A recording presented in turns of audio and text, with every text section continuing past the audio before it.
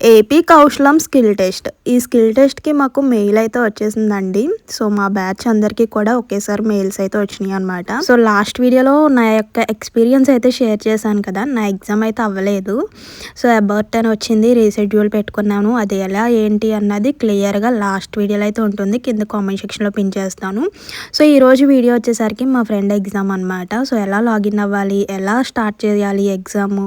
So, exam యొక్క tips అలాగే first 10 questions లైవ్‌లో ఫస్ట్ 10 క్వశ్చన్స్ రీజనింగ్ అండ్ యాప్టిట్యూడ్‌కి సంబంధించిన ఫస్ట్ 10 క్వశ్చన్స్ ఈరోజు ఈ వీడియోలో అయితే షేర్ చేస్తాను. సో, ఎవ్వరు కూడా స్కిప్ చేయొద్దు. చాలా మంది ఎదురు చూస్తున్నారనమాట ఇలాంటి ఒక వీడియో కోసం. ఎందుకంటే యూట్యూబ్‌లో ఎవ్వరు కూడా లైవ్‌లో క్వశ్చన్స్ అయితే చూపించలేదనమాట. ఫస్ట్ టైం నేనైతే చూపిస్తున్నాను. సో, ఎవరు కూడా స్కిప్ చేయొద్దు. అండ్ చాలా మంది వీడియో చూస్తున్నారు కానీ లైక్ చేయడం లేదండి. సో, మీరిచ్చే ఒక చిన్న లైక్ వల్ల ఈ వీడియో ఇంకొంతమందికి హెల్ప్ అయ్యే అవకాశం అయితే ఉంటుంది. తప్పకుండా ఒక చిన్న లైక్ చేసి హై పాయింట్స్ ఇచ్చి వీడియో అయితే చూసేయండి. అండ్ చూసేద్దాం అసలు ఎగ్జామ్‌కి ముందు ఏం చేయాలి, నెక్స్ట్ ఏమేమి మిస్టేక్స్ చేయకూడదు, అలాగే ఫస్ట్ రీజనింగ్‌లో 10 క్వశ్చన్స్ అన్నీ కూడా క్లియర్‌గా ఈరోజు ఈ వీడియోలో అయితే చూసేద్దాం. సో, ఫస్ట్ ఆఫ్ ఆల్ అంటే మనం ప్రొఫైల్ రిజిస్ట్రేషన్ కంప్లీట్ చేసుకుంటాం కదండి, దాని యొక్క ప్రాసెస్ లైవ్‌లో నేను ఆల్రెడీ వీడియో చేశాను చూడండి. సో, రిజిస్ట్రేషన్ కంప్లీట్ చేసుకోవాలన్నమాట. ఎగ్జామ్‌కి వెళ్ళే ముందు రోజైనా చేసుకోవచ్చు, లేదంటే ఇక్కడికి వచ్చాకైనా సచివాలయం స్టాఫ్ అయితే చేసిస్తారనమాట. ఏం ప్రాబ్లం లేదండి. ముందుగా చేసుకుంటే రాగానే ఎగ్జామ్ రాయడానికి ఉంటుంది అంతే. అండ్ ఎగ్జామ్‌కి వెళ్ళేటప్పుడు ఆధార్ కార్డు అలాగే మీ యొక్క మొబైల్ 2 తీసుకువెళ్ళండి. రిజిస్ట్రేషన్ అయిపోతే ఓకే, అవసరం లేదు అవి కూడా. ఓన్లీ మీరు రిజిస్ట్రేషన్ అంటే ప్రొఫైల్ రిజిస్ట్రేషన్ అయ్యేటప్పుడు ఈమెయిల్ ఐడి అలాగే పాస్వర్డ్ సెట్ చేసుకుంటారు కదా, ఆ 2 ఉంటే సరిపోతుంది అనమాట. డైరెక్ట్గా దాంతో లాగిన్ అవుతారు. సో, నెక్స్ట్ మన యొక్క డాష్ బోర్డ్ అయితే ఓపెన్ అవుతుంది అనమాట. డాష్ బోర్డ్ ఓపెన్ అయిన తర్వాత సో, అక్కడ ఒక మనకి వచ్చిన ఎగ్జామ్ షెడ్యూల్ అంతా టైం టేబుల్ అయితే ఉంటుంది అనమాట. అంటే కమ్యూనికేషన్ స్కిల్ టెస్ట్ 15 మినిట్స్ అలాగే స్కిల్ టెస్ట్ 15 మినిట్స్ అని అయితే ఉంటుంది. సో, అక్కడ మనకి స్టార్ట్ నవ్ అని ఉంటుంది. స్టార్ట్ నవ్ అని క్లిక్ చేయగానే కొన్ని ఆప్షన్స్ ఎనేబుల్ చేయాలి. తర్వాత లొకేషన్ చూసారు కదా, వెరిఫై లొకేషన్ అయితే ఆన్ అవుతుంది. సో, అంటే ఆడియో క్లిప్ ఆన్ చేసుకోవాలి, అలాగే కెమెరా ఆన్ చేసుకోవాలి. ఇలా కొన్ని ఆప్షన్స్ ఎనేబుల్ చేసిన తర్వాత ఇలా లొకేషన్ కూడా ఆన్ అవుతుంది. సచివాలయం స్టాఫ్ వాళ్ళు అది స్కాన్ చేసి ఆ లొకేషన్ అయితే ఆన్ చేస్తున్నారు అనమాట. సో, ముందుగానే మనకి కెమెరా సెట్ చేసేస్తున్నారు అనమాట. వెబ్ కేమ్ సెట్ చేసేస్తున్నారు. అంటే వెబ్ కేమ్ పక్కకి చూస్తే క్యాన్సిల్ అయిపోతుంది అని ఏమి ఉండదండి. కానీ ఆ కెమెరా నుంచి వెళ్ళిపోకూడదు అనమాట. అంటే అక్కడ వేరే వాళ్ళు ఎవరూ రాకూడదు ఆ కెమెరా దగ్గరికి. అలాగే ఆ కెమెరా దగ్గర మన యొక్క ఫేస్ అక్కడ ఉండాలి అంతే. పక్కకు తిరిగినా పర్వాలేదు కానీ ఆ కెమెరా నుంచి బయటికి వెళ్ళిపోకూడదు అనమాట మన యొక్క ఫేస్ అయితే. సో, అదొకటి మెయిన్ గుర్తుపెట్టుకోండి. అండ్ నెక్స్ట్ స్టార్టింగ్ మనకి స్కిల్ టెస్ట్ అప్పుడు హెడ్ ఫోన్స్ పెట్టుకోవాల్సిన లేదనమాట. నెక్స్ట్ 15 మినిట్స్ జరిగే కమ్యూనికేషన్ టెస్ట్కి అయితే హెడ్ ఫోన్స్ యూస్ చేయాలి. ఎందుకంటే ఆడియో క్లిప్ ప్లే అవుతుంది కాబట్టి. ఫస్ట్ అయితే స్కిల్ టెస్ట్ అప్పుడు ఈ ఆప్షన్స్ ఎనేబుల్ చేసుకుని లొకేషన్ ఆన్ చేసిన తర్వాత మనకి డైరెక్ట్ స్కిల్ టెస్ట్ అసైన్మెంట్ అయితే ఓపెన్ అయిపోతుంది అనమాట. సో, ఎలా ఓపెన్ అవుతుంది, మనకు ఆల్రెడీ సిలబస్ తెలుసు. రీజనింగ్ అండ్ యాప్టిట్యూడ్ అలాగే సైకోమెట్రిక్ టెక్నికల్కి సంబంధించిన. సో, మనకి సిలబస్ అన్నది పక్కన స్క్రీన్ మీద కనిపిస్తుంది. అలాగే పైన వచ్చేసరికి టైం కూడా కనిపిస్తుంది. దాన్ని ఎవరో చూడొద్దు. ఎందుకంటే దాన్ని చూస్తూ మనం చేసామంటే వచ్చిన ఆన్సర్స్ కూడా చేయలేమన్నమాట.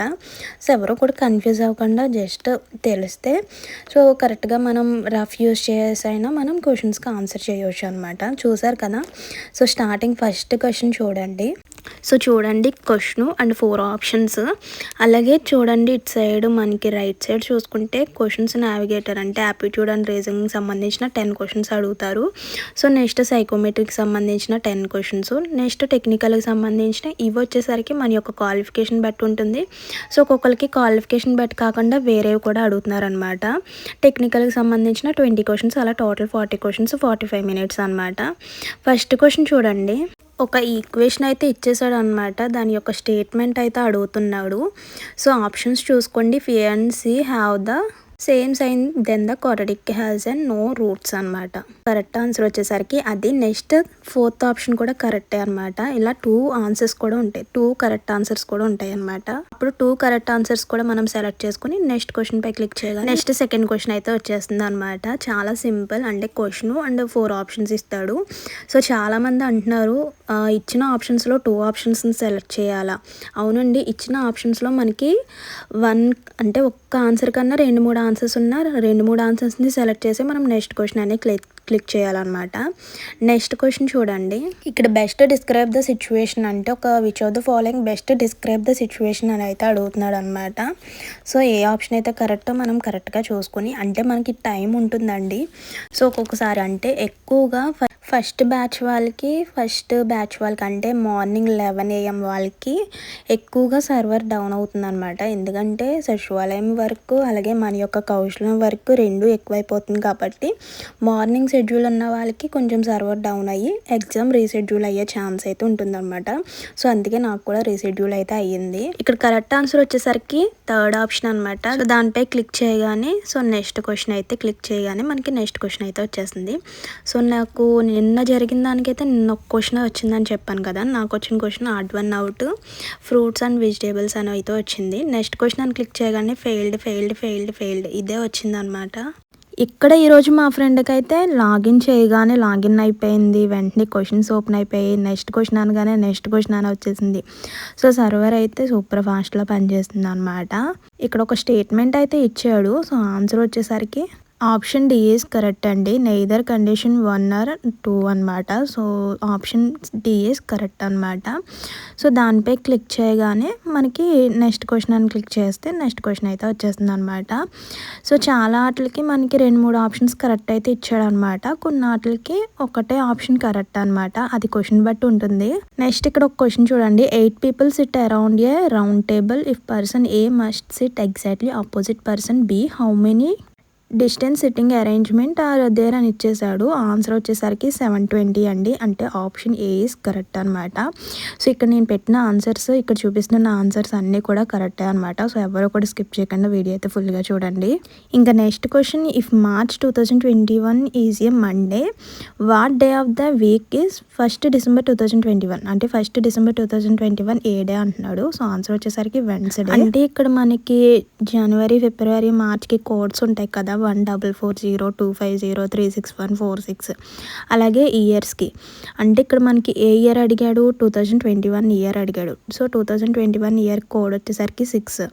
సో December 6th ఆ కోడ్ యూస్ చేసుకొని మనం క్యాలెండర్ సమ్స్ అనమాట. సో ఆ కోడ్ యూస్ చేసి మనం ఆన్సర్ చేస్తే వెన్స్డే ఆన్సర్ అనమాట. సో నెక్స్ట్ క్వశ్చన్ చూడండి.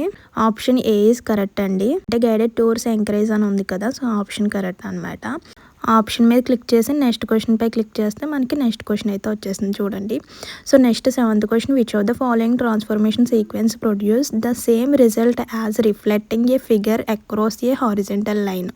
సో అంటే ఇక్కడ మనకి రొటేట్ బై 180 degrees అనమాట. అంటే 180 degreesని మనం రొటేట్ చేసిన రిఫ్లెక్టింగ్ సో అంటే ఇక్కడ ఎగ్జాంపుల్గా చూసుకోవాలంటే దాన్ని రివర్స్ చేసినా మనకి 180 లానే కనిపిస్తుంది కదా. రిఫ్లెక్టింగ్ అంటే మిర్రర్లో మనం చూసినా కూడా 180 లానే కనిపిస్తుంది కదా అలా.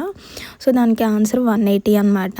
నెక్స్ట్ క్వశ్చన్ చూడండి. Find the value of 16 intersection 3/4 అనమాట. సో దీనికి ఆన్సర్ వచ్చేసరికి ఆప్షన్ బి అంటే 8 ఈజ్ కరెక్ట్ ఆన్సర్ అండి.